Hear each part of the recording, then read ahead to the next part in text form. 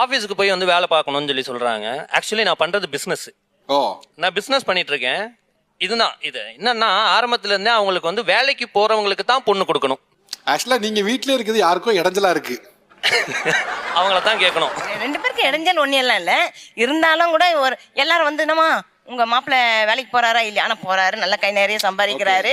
இருந்தாலும் எங்களுக்கு தெரியும், மத்தவங்களுக்கு தெரியல, சொந்தக்காரங்களுக்கு தெரியல. உங்களுக்கு ஒரு மாதிரி இதா இருக்கு. பிரச்சனை வந்து எங்களுக்குள்ள கிடையாது.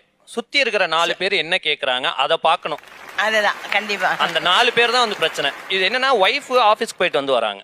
நானே ஆஃபீஸை வந்து பக்கத்துலேயே வந்து வச்சிருக்கேன். இன்னொன்று அப்புறம் இப்போ இந்த கோவிடுக்கு அப்புறம்லாம் ஒர்க் ஃப்ரம் ஹோமாக வந்து மாற்றிட்டோம். ஸோ எல்லாம் ரிமோட்டில் வந்து இருக்கிறதுனால, ஸோ வீட்லேயே வந்து இருக்கிறதுனால இவருக்கு வேலை வெட்டியே கிடையாது. வீட்டில் பொண்டாட்டி சமையலில் வந்து சம்பாதியத்தில் வந்து சாப்பிட்ருக்குறாங்க அப்படின்னு 4 பேர் வந்து கேட்குறாங்க இவங்கள்ட்ட.